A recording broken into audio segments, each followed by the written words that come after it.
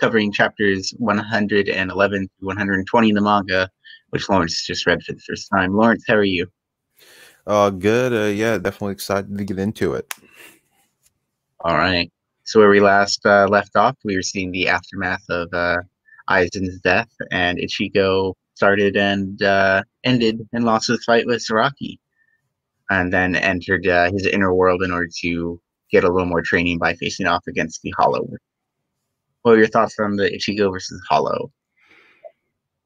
Oh yeah, it was cool. You got to get like a little bit more background on what the inner world is like. It was Zengetsu was kind of like testing him here to try to see like if he's willing to like, fully commit to like getting to know him and everything that's going on inside of him in order to like get the power that he needs. And once he kind of like reflected back and thought about how Zaraki doesn't even know his Zen Pakuto's name, and how that's like a weak point for him, and he kind of realized like, oh, I'm kind of like him. I need to change my ways in order to fully be able to like get the power required to accomplish his goals. So yeah, it was definitely a good kind of training arc. Well, Ichigo comes back at it for round 2 with Zaraki. What did you think of the eye patch reveal? Oh yeah, he had like a little, I guess so, some like people like the Soul Corpse or whatever made him like little eye patch thing that like sucks up surrounding soul energy.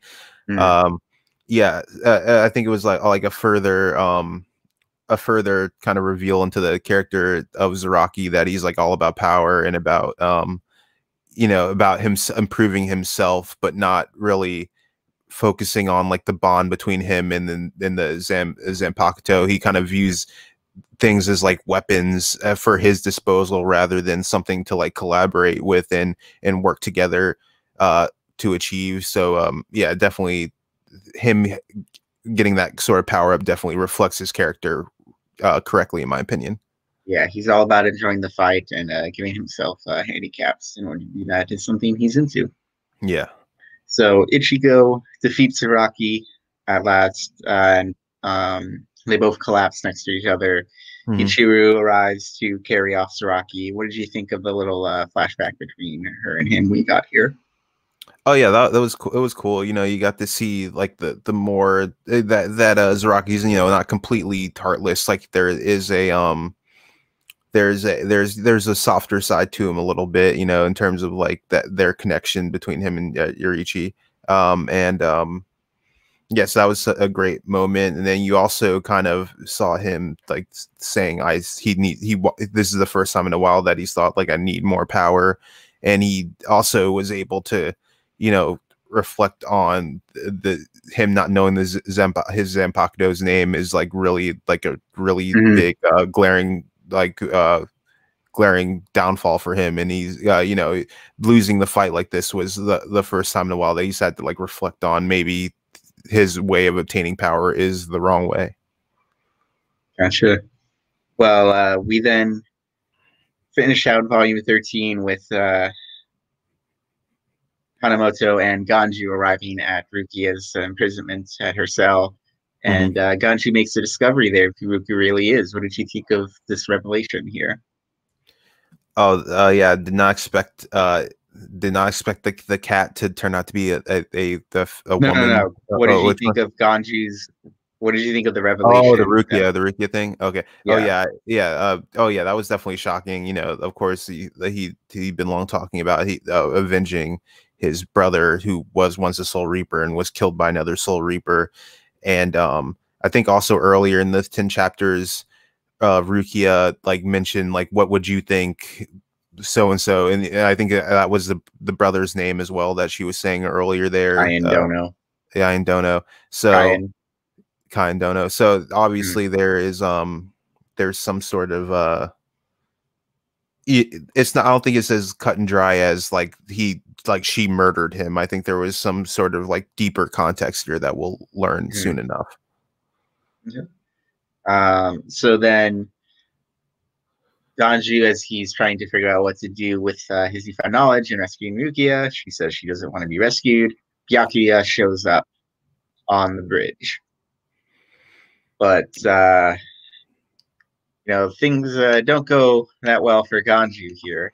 Mm-hmm. He decides to try and distract Byakuya while Hanataro rescues Rukia, and Mm-hmm. doesn't go well. He Yeah. gets cut up to 1,000 pieces. This is a pretty good image here of Byakuya releasing his Shikai. I forget, have Mm-hmm. you gotten the explanation yet of his Shikai? Is that the release stuff? What's like what is that? Yeah, his Shikai is when you first call the name. So like The when only Renji said how Zabumaru, that's when the sword elongates for him. yeah. Have you gotten an explanation? I think if I remember correctly, like the only thing I could think that the explanation would be was when the Yorichi was like explaining um to Ichigo about like the sword that Zangetsu has a first release and the second release. Is that Yeah, what so that's talking this about? is yeah, Shikai is the first release. Okay, gotcha. Have you got an explanation for Byakuya's Shikai yet? I can't remember. I think it was like a brief explanation, but it like is something that they were going to like go into further detail like later as they're training because like where it ended for me is they're about to start the training process of like the 3 day. No, um you're thinking of Bankai. oh Shikai is the first stage. That's what Byakuya is doing here. Have you got an explanation of what he's doing here yet? no. Okay. Wait, well, can you tell me it? Like, is it like really that It big of a n- spoiler? no, I'm so the explanation of what he does in his Shikai is that his when he calls his sword's name, the blade itself scatters into petals of the blade, Oh which are yeah, all the that blade. yeah. Yeah, Okay, yeah, yeah. we got that. I didn't know that. Yeah, okay, yeah. I mean, he said that. Yeah, we got that. Okay, so Shikai is when somebody calls the name for the first time, and Bankai is like the second stage. Gotcha. Okay, I haven't seen the word shikai in here yet. I must be the translation or something that I'm Yeah. in the thing because I've only seen first release and second release. I haven't seen the Okay, shikai and yeah. that's not great translation then in terms of Viz because I'm pretty sure that's what's sort of used for the rest of the manga. So Shikai is when you first call the name, and Bankai is like the ultimate release. Bankai is like the final form. Okay, gotcha. All right. Um, so what did you think of what went on in the bridge here? Yeah, so he was definitely intrigued by seeing that Ichigo has his strength has like grown tremendously. It was a great character moment for Ganju that he even though Rukia killed his brother, he was able to kind of still go and try to buy them some time because of Hanataro, him being his friend, he felt like he has some loyalty there. Um, but yeah, and then also you got to meet the captain, the captain of the 13th division, Yugatake, yeah. who Rukia is under, and he seems definitely like uh, a decent fellow as well. I liked how like after the confrontation all ended, he uh said like I'll throw you guys in jail, but like I kind of feel like I owe you one a little bit because you were trying to protect my subordinate in Rukia. So and also the fact that Yorichi was like was able to trust him to the extent where she would like was telling Ichigo like don't worry, like they're not gonna die, like he's a dutiful Mhm. man, he'll save them. So um yeah, definitely a lot of interesting stuff here. And it seems like like Yorichi is like a very powerful like individual based on the fact that Byakuya, who's very reticent to show any respect to anyone, it was like, oh, this person's the real deal. So definitely, yeah, a lot of stuff I feel like is going to be expounded upon when the in the next in the next like 20 or so chapters that happened on that bridge. Yeah, Yugatake is definitely Byakuya's senior, and also conducts himself in a way that I guess Byakuya would have no issue giving him his respect. Yeah. What are your thoughts on Yoriichi's true form? Yeah, that was interesting. I did not expect that at all. That Mm, Yorichi would be a woman, but that I mean it's cool. Yeah, yeah, it was like funny. Ichigo was like, she was like, you might never see a naked woman again. You should relish this yeah. opportunity. But he was like, but yeah, fun stuff.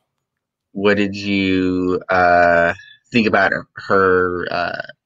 I guess techniques that she was showing off on the bridge, or Yeah, Shunpo. I mean, yeah, powerful. That was interesting. Like that, she stabbed Ichigo, and it was like, but it was medicine, if I remember correctly. And yeah, uh, definitely, very powerful being. The fact that she's like going to train Ichigo in this upcoming, you know, span of chapters, yeah, shows that she's definitely like one of the supreme beings in that universe. So, definitely excited to see like why she's willing to like go rebel against the Soul Society, and yeah, the reasoning behind all of this. Yeah, she uses the technique Shunpo, which is basically like it translates to flash step. So Yeah, she is considered sort of the god of flash because of how fast she can move using the technique, and it's fun to watch her and Byakuya have the little cat and mouse games here of her continually getting the upper hand on him. gotcha. Okay, yeah, that's another, because they didn't say Shunpo in my translation at all. It just said Flash something, so that's why I was like thrown off by like what's Shunpo. But okay, that Yeah. makes sense. Yeah. Um, what did you think of the very end of the 10 chapters you had here? So I believe the 10 chapters end with Uryu and Orihime kind of trying to like get inside of like, play undercover within I think they're with the 12th division in this case.